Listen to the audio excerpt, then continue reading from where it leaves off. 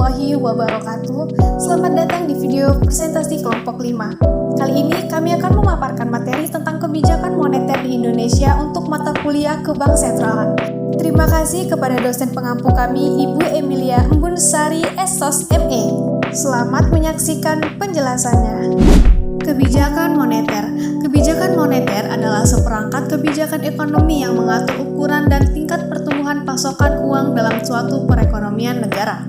Ini adalah tindakan terukur untuk mengatur variabel makroekonomi seperti inflasi dan pengangguran. Kebijakan moneter dilaksanakan melalui cara termasuk penyesuaian suku bunga, pembelian atau penjualan sekuritas pemerintah, dan mengubah jumlah uang tunai yang beredar dalam pasar. Kebijakan ini dapat bersifat ekspansif untuk mendorong aktivitas ekonomi di saat lesu atau bersifat kontraktif untuk meredam kenaikan harga atau inflasi yang berlebihan. Sinergi antara kebijakan moneter yang efektif dengan kebijakan fiskal pemerintah sangat krusial dalam menjaga stabilitas sistem keuangan nasional agar tetap tangguh menghadapi tantangan ekonomi domestik maupun global. Tujuan kebijakan moneter. Yang pertama ada inflasi. Kebijakan moneter dapat menargetkan tingkat inflasi. Tingkat inflasi yang rendah dianggap sehat bagi perekonomian sebuah negara. Namun, jika inflasi sudah sangat tinggi, kebijakan moneter diharapkan dapat mengatasi masalah ini. Yang kedua, pengangguran. Kebijakan moneter akan mempengaruhi tingkat pengangguran dalam suatu negara. Sebagai contoh, kebijakan ekspansif umumnya mengurangi pengangguran karena pasokan uang yang lebih tinggi merangsang kegiatan bisnis yang mengarah pada perluasan pasar kerja.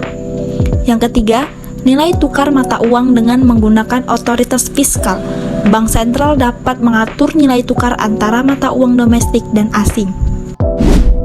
Berikut penjelasan lebih detail dari tujuan moneter, yaitu yang pertama, mengedarkan mata uang sebagai alat pertukaran dalam perekonomian. Yang kedua, mempertahankan keseimbangan antara kebutuhan likuiditas perekonomian dan stabilitas tingkat harga. Yang ketiga, distribusi likuiditas yang optimal dalam rangka mencapai pertumbuhan ekonomi yang diinginkan pada berbagai sektor ekonomi. Yang keempat, membantu pemerintah melaksanakan kewajibannya yang tidak dapat terrealisasi melalui sumber penerimaan yang normal. Yang kelima, menjaga kestabilan ekonomi, artinya pertumbuhan arus barang dan jasa seimbang dengan pertumbuhan arus barang dan jasa yang tersedia. Yang keenam, menjaga kestabilan harga. Harga suatu barang merupakan hasil interaksi antara jumlah uang yang beredar dengan jumlah uang yang tersedia di pasar. Yang ketujuh, meningkatkan kesempatan kerja. Pada saat perekonomian stabil, pengusaha akan mengadakan investasi untuk menambah jumlah barang dan jasa sehingga adanya investasi akan membuka lapangan kerja baru sehingga memperluas kesempatan kerja masyarakat. Yang kedelapan, memperbaiki neraca perdagangan kerja masyarakat dengan jalan meningkatkan ekspor dan mengurangi impor dari luar negeri yang masuk ke dalam negeri atau sebaliknya.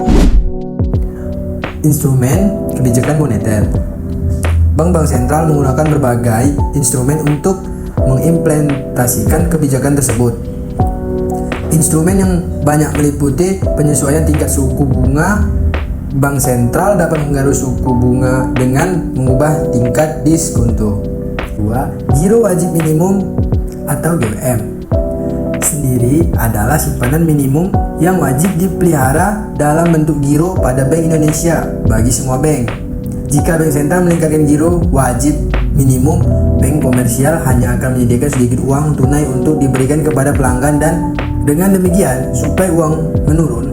Ketika operasi pasar terbuka, bank sentral dapat membeli atau menjual surat berharga yang diterbitkan oleh pemerintah untuk memengaruhi jumlah uang beredar. Misalnya, bank sentral dapat membeli obligasi pemerintah, akibatnya bank akan memperoleh lebih banyak uang untuk meningkatkan pinjaman dan uang beredar dalam pasar.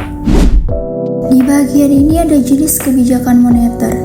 Jenis kebijakan moneter ini terbagi antara dua. Yang pertama itu ada kebijakan ekspansif. Kebijakan ini bertujuan untuk menambah jumlah uang yang beredar dengan cara menurunkan suku bunga dan membeli surat berharga. Dampaknya usaha jadi lebih aktif, pengangguran berkurang, dan orang lebih banyak belanja.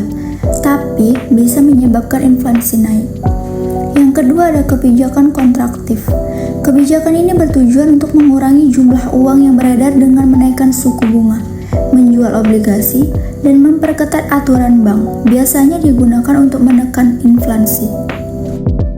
Yang terakhir ada kebijakan nilai tukar dan devisa. Indonesia memakai sistem nilai tukar mengembang terkendali.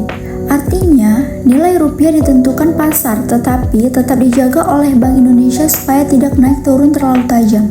Tujuannya untuk menjaga stabilitas rupiah dan mengendalikan inflasi. Selain itu, Indonesia juga menganut sistem devisa bebas, di mana masyarakat boleh memiliki dan menggunakan mata uang asing dengan pengawasan. Tujuannya untuk memperlancar perdagangan internasional, menarik investasi asing, dan menjaga kestabilan ekonomi.